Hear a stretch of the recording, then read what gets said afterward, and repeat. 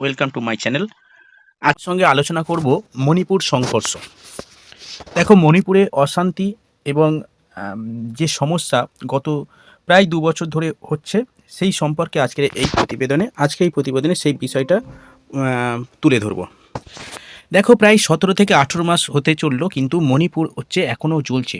মণিপুর, তোমরা এই ছবিটা দেখেই বুঝতে পারছো মণিপুরের অবস্থাটা কি ভয়ঙ্কর।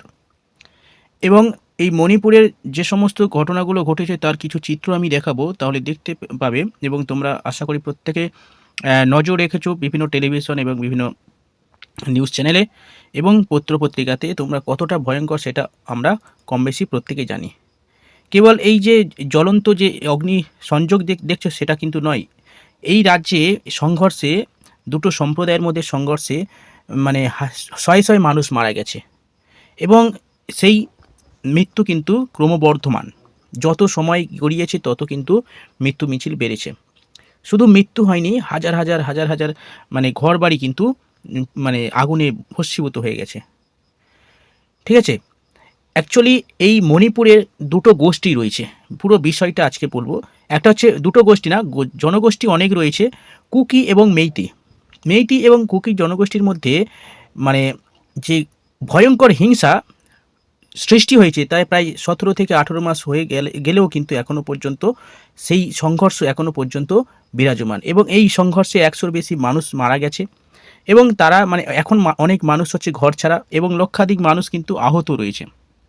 লক্ষাধিক মানুষ মানে ঘর ছাড়া প্লাস হচ্ছে আহত হয়েছে, অগ্নিদগ্ধ হয়ে অনেকে মারা গেছে। তো আমরা জানি উত্তর পূর্বে যে মণিপুর রাজ্যটা আছে, একটা ছোট্ট একটা রাজ্য, উত্তর পূর্বে পাহাড়ি অঞ্চলে অবস্থিত একটা ছোট্ট রাজ্য। যে রাজ্যটা ভৌগোলিকভাবে আমরা যদি দেখি তাহলে একটা পাহাড় ঘেরা রাজ্য। ঠিক আছে, যে রাজ্যে বিস্তীর্ণ পাহাড়ি অঞ্চল রয়েছে, তার মাঝে রয়েছে একটা উপত্যকা এবং সেই উপত্যকা এবং পাহাড়ি অঞ্চলের মধ্যেই মূলত এই দ্বন্দ্ব। এবং এই যে সংঘর্ষ, মণিপুরের যে এই সমস্যাটার সূত্রপাত হয়েছে 2023 সালের 3 তারিখে, 3রা মে থেকেই শুরু হয়ে গেছে মণিপুরের একটা অগ্নিগর্ভ পরিস্থিতি। সেই পরিস্থিতিটা কিভাবে তৈরি হলো? পরিস্থিতি তৈরি হয়েছে দুটো মহিলাকে যখন বিবস্ত্র করে ঘোরানো হয় আর কি।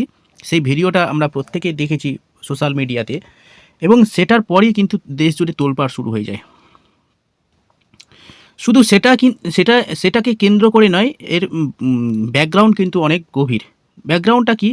এবং সেই ভয়ঙ্কর যে দৃশ্য, সেই দৃশ্যে এমনই হয়েছিল যে সারা দেশে একটা বিশাল উত্তেজনা ছড়িয়ে পড়ে এবং মণিপুরে যে ঘটনাকে কেন্দ্র করে এই বিষয়গুলো হয়েছিল সেটা কিন্তু একটা ওই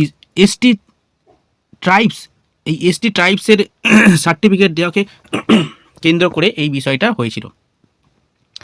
এবং এই মণিপুরে এই যে সংঘর্ষ এতটাই অগ্নিগর্ভ হয়ে উঠেছে, এখানে 356 ধারা এবং 355 নম্বর ধারা জারি তো করা হয়েছিল, সঙ্গে হচ্ছে শ্যুট অ্যান্ড সাইট নির্দেশ দেওয়া হয়েছিল এবং ইন্টারনেট ব্রডব্যান্ড কানেকশান সমস্ত কিছু অফ করা দেওয়া সত্ত্বেও কিন্তু মণিপুর শান্ত হয়নি। মানে অশান্ত পরিবেশ, যতই মানে সরকারি পদক্ষেপ, প্রায় হাজার হাজার সেনাবাহিনী সেখানে মোতায়েন করা হয়েছিল, তবুও কিন্তু সেই সংঘর্ষ বা সেই হিংসা কিন্তু ক্রমাগত চলছিল। এবং এই উত্তেজনা এতটা হয়েছিল এবং আমি তোমাদেরকে কয়েকটা নিউজ পেপার কাটিং দেখাবো, তাহলে তোমরা বুঝতে পারবে। দেখো, 5000 troops for Manipur to equal violence. Okay, অর্থাৎ 5000 সেনাবাহিনী মোতায়েন করা হয়েছে। এমন একটা পরিস্থিতি তৈরি হয়ে গেছে, উত্তেজনামূলক পরিস্থিতি, যেখানে 5000 সেনা মোতায়েন করতে হয়েছে। দি হিন্দু পত্রিকাতে দেওয়া হয়েছে, দেখো। এবং উত্তেজনা এতটাই খারাপ অবস্থা হয়ে গেছে যে স্বাভাবিক পরিস্থিতি মোকাবিলা করার জন্য সেনাবাহিনী নামাতে হয়েছে এই ভায়োলেন্সকে মোকাবিলা করার জন্য। Drama in Manipur, Biren drop his. ঠিক আছে, দেখো নেক্সট। দেখো, এই হচ্ছে একটা ছবি তোমাদের দেখাচ্ছি, ঘরবাড়ি জ্বলছে দেখো, এবং মানুষ হচ্ছে সশস্ত্র, হাতে বন্দুক তরবারি নিয়ে ঘুরে বেড়াচ্ছে। দেখো, আগুনে জ্বলছে দেখো। এইগুলো হচ্ছে কিছু ঘটনা যেগুলো হচ্ছে মণিপুরের মুখ্যমন্ত্রী বীরেন সিং। দেখো, mobs loot police armouries in Manipur, policeman killed. Meitei Kuki groups reject peace panel citing lack of consultation, অর্থাৎ মেইতি এবং কুকি জনগোষ্ঠীর মধ্যে যে গ্রুপ, তাদের মধ্যে যে শান্তিমূলক যে আলোচনা, সেটাও রিজেক্ট করেছে। এতটাই হিংসাত্মক ঘটনা ঘটেছে সেখানে। 22 years old man shoot dead as fresh violence is Manipur peace. Okay, এবার দেখো এই মণিপুরের উত্তেজনা কেন তৈরি হলো, এর কারণটা কি। আমি প্রথমে তোমাদের দেখাবো ভৌগোলিক অবস্থাটা মণিপুরের ভৌগোলিক অবস্থাটা দেখাবো। দেখো মণিপুর হচ্ছে 16টা ডিস্ট্রিক্ট নিয়ে গঠিত। ষোলোটা ডিস্ট্রিক্ট নিয়ে মণিপুর গঠিত। দেখো তোমরা দেখতে পাচ্ছ, এই হচ্ছে মণিপুর রাজ্য। এই মণিপুর রাজ্যের এই পার্শ্ববর্তী অঞ্চল, এই সাদা অংশগুলো দেখতে পাচ্ছ, এই সাদা অংশগুলো হচ্ছে পাহাড়ি অঞ্চল। এগুলো হচ্ছে পাহাড়ি অঞ্চল, এবং মাঝখানে যেটা রয়েছে সেটা হচ্ছে ভ্যালি, উপত্যকা। ওকে, এই ভ্যালিতে রয়েছে, এটা হচ্ছে মণিপুরের রাজধানী ইম্ফল, এখানে অবস্থিত। মাঝখানে রয়েছে উপত্যকাকে কেন্দ্র করে রয়েছে চারিদিকে পাহাড়, পার্বত্য অঞ্চল, এবং ছোট ছোট 16টা জেলা রয়েছে এই মণিপুরে। দেখো, there are 16 districts in Manipur, but the state is commonly through as a divided into valley and hill district। অর্থাৎ 16টা ডিস্ট্রিক্ট নিয়ে গঠিত হলেও এই রাজ্যটা মূলত ভ্যালি এবং উপত্যকা নিয়ে গঠিত। অর্থাৎ মাঝখানে রয়েছে ভ্যালি এবং তার চারপাশে রয়েছে পাহাড়ি অঞ্চল বা হিল রিজিয়ন। এই হিল রিজিয়নে কারা থাকে? এই হিল রিজিয়নে থাকে সাধারণত আদিবাসী জনগোষ্ঠী, যারা কিনা মণিপুরের বেশিরভাগ অঞ্চল জুড়ে অবস্থান করছে। অর্থাৎ এই যে পাহাড়ি অঞ্চলে বসবাস করে কারা? মণিপুরের প্রায় 30 থেকে 35টা যে মানে আরও বেশি হবে যে জনজাতি রয়েছে, অর্থাৎ উপজাতি রয়েছে, প্রায় 30 থেকে 35টার মতো উপজাতি রয়েছে, তারা কিন্তু বাস করে এই পাহাড়ি অঞ্চলে, পার্বত্য অঞ্চলে। অর্থাৎ এর জনসংখ্যা খুব কম হলেও, অর্থাৎ 40% জনসংখ্যা এদের, অর্থাৎ উপজাতি হলেও কিন্তু এদের এরিয়া কিন্তু অনেক বড়। আর আরেকটা সম্প্রদায়, অর্থাৎ এই পার্বত্য অঞ্চলে যারা রয়েছে তারা হচ্ছে নাগা রয়েছে, কুকি রয়েছে, তারপরে হচ্ছে জমি রয়েছে। দেখো আমি এটা এখানে ভালো করে দেয়া রয়েছে কারা কারা রয়েছে। দেখো বলছে, in this hill area which comprise the bulk of Manipur geographical area, অর্থাৎ and lives 15 Naga tribes and the Chin, Kuki, Mizo and Zomi groups.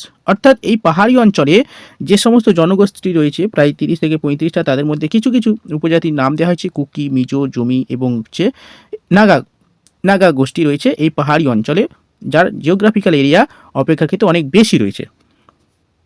অপরদিকে আরেকটা সম্প্রদায় রয়েছে, অর্থাৎ এই কুকি এবং নাগা সম্প্রদায়রা যে টোটাল জিওগ্রাফিক্যাল এরিয়া রয়েছে, তার মানে মণিপুরের যে জিওগ্রাফিক্যাল এরিয়া রয়েছে তার 90% অঞ্চলে এরা থাকে।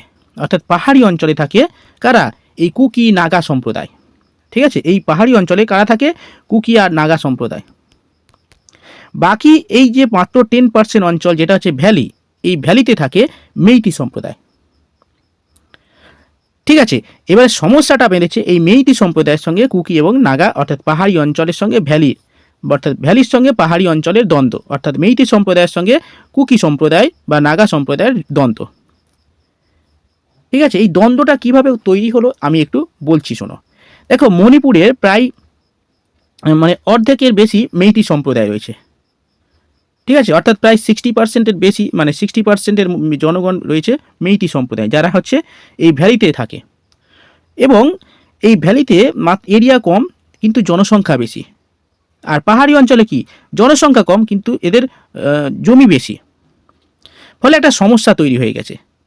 মেইতিদের সমস্যাটা কি? কারণ হচ্ছে এদের ল্যান্ড কম এবং এরা হচ্ছে চাইলে পাহাড়ি অঞ্চলে জমি কিনতে পারবে না, সেই জম্মু কাশ্মীরের সমস্যার মতো। পাহাড়ি অঞ্চলে এরা জমি কিনতে পারবে না, পাহাড়ি অঞ্চলে এরা কোনো ঘরবাড়ি তৈরি করতে পারবে না, কারণ ল্যান্ড কেনার অধিকার তাদের নেই। কিন্তু এই কুকি সম্প্রদায় বা অন্যান্য যে নাগা সম্প্রদায়, তারা চাইলে কিন্তু উপত্যকায় এসে বসবাস করতে পারবে, জমি কিনতে পারবে, ইত্যাদি ইত্যাদি। সমস্যাটা এখানে। তাহলে এখানে তো কুকি মানে মেইতি যে সম্প্রদায় রয়েছে, সেই মেইতি সম্প্রদায়দের মধ্যে একটা হচ্ছে মানে বাসস্থানের একটা সমস্যা, অর্থাৎ এরিয়া কম কিন্তু জনসংখ্যাও বেশি। আবার এদের একটা সমস্যা হচ্ছে মেইতি সম্প্রদায়, এরা চাইছে যে এদের এসটি শিডিউল ট্রাইব, যে শিডিউল ট্রাইবভুক্ত করা, অর্থাৎ এদের দাবি, অর্থাৎ মেইতি সম্প্রদায়ের দাবি হচ্ছে অনেক দিন ধরে দাবি যে তাদের মেইতি সম্প্রদায় এসটি তালিকাভুক্ত করা। ঠিক আছে, মানে চারিদিকে পাহাড় পর্বত অঞ্চল রয়েছে, মাত্র 40% আদিবাসী এখানে বাস করে, কিন্তু তাদের এরিয়া 90%। ঠিক আছে, এবং মেইতিরা এরা জনসংখ্যায় বেশি, সংখ্যাগরিষ্ঠ হওয়া সত্ত্বেও তারা কিন্তু এই পাহাড়ি অঞ্চল বা এই সমস্ত অঞ্চলে জমি কিনতে পারবে না, এবং নানা দিক থেকে তারা পিছিয়ে, এবং সেই কারণে তারা শিডিউল ট্রাইবের তালিকাভুক্ত হওয়ার দাবি জানাচ্ছে। ঠিক আছে, এবং এই দাবি জানিয়েছে বলে আর কি, মানে হাইকোর্টে আর কি, মণিপুর হাইকোর্ট একটা নির্দেশ দিয়েছিল যে মণিপুর সরকারকে বিবেচনা করার জন্য বলেছিল যে এদেরকে, অর্থাৎ এই মেইতি সম্প্রদায়কে এসটি তালিকাভুক্ত করতে হবে। সমস্যাটা তৈরি হয় তখনই, এবং যখনই মণিপুর হাইকোর্ট এই রায়টা দিয়ে দেয় যে এসটি সম্প্রদায়ভুক্ত করতে হবে, তখনই আদিবাসীরা আন্দোলন শুরু করে, তারাই বিরোধিতা শুরু করে। অর্থাৎ আদিবাসী বলতে এই পাহাড়ি অঞ্চলের জনগোষ্ঠী সেটা আন্দোলন করে এবং রাস্তায় বেরিয়ে আসে এবং প্রচুর মানে বিরোধিতা করতে শুরু করে, বিক্ষোভ দেখায় ইত্যাদি ইত্যাদি। সমস্ত ট্রাইবস যে স্টুডেন্ট রয়েছে তারা রাস্তায় নেমে বিক্ষোভ দেখাতে শুরু করে, এবং আদালতের এই যে নির্দেশের পরে কিন্তু সারা মণিপুরে আর কি উত্তেজনা ছড়িয়ে পড়ে, এবং টায়ার জ্বালিয়ে নানা ধরনের ঘর বাড়ি পুড়িয়ে মানে তারা ব্যাপকভাবে অত্যাচার করতে থাকে। আহত হয়ে দুই পক্ষের মধ্যে একটা সংঘর্ষ বেঁধে যায়, একাধিক জায়গায় আগুন জ্বলে, গুলি চলে ইত্যাদি ইত্যাদি, নানা মানুষ মারাও যায়, প্রচুর মানুষ। ঠিক আছে, তো কি হয়েছে সেটা তো আগে বলেছি, সেই উত্তপ্ত কিছু ছবি দেখিয়েছি, সেটা তো বুঝতে পেরেছ। তো বিষয়টা হচ্ছে এই মণিপুরে প্রায় 30 থেকে 35টা উপজাতি রয়েছে, তারা ওই নাগা থেকে শুরু করে নাগা ট্রাইবস, কুকি সম্প্রদায় ইত্যাদি ইত্যাদি এই সমস্ত অঞ্চলে বাস করে, পাহাড়ি অঞ্চলে। কিন্তু মণিপুরের বিস্তীর্ণ অঞ্চলে, অর্থাৎ এই কম অঞ্চলে মেইতি সম্প্রদায়রা বাস করে, মাত্র 10% অঞ্চলে এরা বাস করে। ঠিক আছে, সমস্যাটা এখানে যে এরা চাইলে কিন্তু মেইতিদের যে দাবিটা সেটা হচ্ছে কি, তারা বলছে যে আমরা চাকরির জন্য বা হচ্ছে অন্যান্য কিছুর জন্য কিন্তু আমরা এই এসটি সম্প্রদায়ভুক্ত হতে চাইছি না। এদের মূল দাবি হচ্ছে এই অঞ্চলে জমি কেনা। জমি কিনতে না পারলে এরা যাবে কোথায়? পাহাড়ি অঞ্চল থেকে সমতলে জমি কিনতে পারছে কুকি সম্প্রদায়, নাগা সম্প্রদায়, কিন্তু এই অঞ্চলে অর্থাৎ যারা মেইতি সম্প্রদায় তাহারা পাহাড়ি অঞ্চলে জায়গা জমি কিনতে পারছে না, তারা যেতে পারছে না, স্প্রেড করতে পারছে না, ফলে এটা সমস্যা দেখা যায়। আর অন্যদিকে এই যে কুকি বা নাগা সম্প্রদায়, এরা দাবি কিছু করছে কি, যদি এরা অর্থাৎ মেইতি সম্প্রদায়ে যদি এসটি তালিকাভুক্ত হয়ে যায় তাহলে কি হবে, তাহলে তাদের অস্তিত্ব বিপন্ন হবে। অর্থাৎ শিক্ষা থেকে শুরু করে, চাকরি থেকে শুরু করে, এই ল্যান্ড থেকে শুরু করে তারা তাদের যে নিজস্ব অধিকার সেটা পাবে না। এই ভয়েতে তারা কি করে, তারা এটাকে স্তব্ধ করে দেয়, মানে যাতে না হয় সেই কারণে তারা প্রতিরোধ গড়ে তোলে। এবং উপজাতিরা দাবি করছে যে আমরা আদিবাসীরা পাহাড়ি অঞ্চলে থাকি, কিন্তু এই যে মেইতি সম্প্রদায় এরা হচ্ছে আধুনিক বলতে কি, এরা রাজনৈতিক সামাজিক অধিকার একটু বেশি ভোগ করে আর কি, পলিটিক্যাল পাওয়ার, এদের পপুলেশন বেশি, মানে যত মুখ্যমন্ত্রী হয়েছে অর্থাৎ রাজ্য প্রশাসন চালানোর ক্ষেত্রে বেশিরভাগ কিন্তু মেইতি সম্প্রদায় থেকে হয়েছে। ফলে তারা বলছে রাজনৈতিক সুযোগ সুবিধা বা অন্যান্য ইকোনমিক সুযোগ সুবিধা তোমরা মেইতিরা পাচ্ছে, আবার যদি ল্যান্ডে তারা হাত দেয় তাহলে কিন্তু এই বাকি যে উপজাতি রয়েছে তাদের অস্তিত্ব বিপন্ন হবে। এই অস্তিত্ব বিপন্ন হবে এইটার ওপর ভিত্তি করে কিন্তু তাদের মেন আপত্তি, এবং তারা এই কারণে আর কি সংঘর্ষ বাঁধে। ঠিক আছে, এই হচ্ছে সমস্যা। এবার হচ্ছে এই যে মণিপুরের যে আদিবাসীদের এই যে আন্দোলন, আদিবাসীদের যে সমস্যা, এটা তো মোটামুটি হালকা করে বোঝা গেল। এবার কিন্তু এই যে সংঘর্ষ, এটা কিন্তু আজকের সংঘর্ষ নয়, বহুদিনের আগের মানে এই বিষয়টা আনা হয়েছে। অর্থাৎ এই যে মেইতিরা এসটি তালিকাভুক্ত হওয়ার জন্য 2010 সাল থেকেই তারা চেষ্টা চালিয়েছে। এবং বিভিন্ন সময় আর কি সরকার বিভিন্ন পাহাড়ি অঞ্চলে জঙ্গল এবং হচ্ছে এই সমস্ত জলাশয়গুলো যখন সমীক্ষা করার কথা বলা হয়, কিন্তু সেই সময়ে কিন্তু এই আদিবাসীরা বিরোধিতা করে, কারণ তারা আশঙ্কা প্রকাশ করেছিল যে তাদের জঙ্গল বা জলাশয় এই সমস্ত বিষয়গুলো তাদের থেকে ছিনিয়ে নেওয়া হবে। সেই কারণে বিভিন্ন সময় কিন্তু এই মেইটিদের সঙ্গে আদিবাসীদের সংঘর্ষ বাড়ে। ঠিক আছে, এই হচ্ছে বিষয়। এবার দেখো এই মণিপুরের যে বিষয়, যে সমস্যা সেটা বললাম, এই যে অর্থাৎ মেইটি সম্প্রদায় চাইলে কিন্তু পাহাড়ি অঞ্চলে বসতি স্থাপন করতে পারবে না। এবার দেখো আমি একটু জিওগ্রাফিক্যাল লোকেশনটা দেখাচ্ছি। মণিপুরের দেখো পার্শ্ববর্তী অঞ্চলে যে সমস্ত রাজ্যগুলো আছে, আসাম, নাগাল্যান্ড, মিজোরাম, দক্ষিণ পশ্চিমে রয়েছে মিজোরাম, পশ্চিমে রয়েছে আসাম, উত্তরে রয়েছে নাগাল্যান্ড এবং পূর্ব দিকে রয়েছে মায়ানমার। এটা হচ্ছে পুরো ইন্টারন্যাশনাল বর্ডারে, যেটা হচ্ছে মায়ানমারের সঙ্গে ভারতের বর্ডার মণিপুরের সঙ্গে টাচ করেছে। এবার দেখো আমি দেখাবো তোমাদের বিভিন্ন যে জনগোষ্ঠী, সেই জনগোষ্ঠী কারা কত পার্সেন্ট রয়েছে। ওকে, কি জনগোষ্ঠী দেখো, প্রথমে দেখো এই যে সবুজ রঙে দেখতে পাচ্ছ, এটা হচ্ছে নাগা ডমিনেন্ট রিজিয়ন, অর্থাৎ এগুলো হচ্ছে পাহাড়ি অঞ্চল।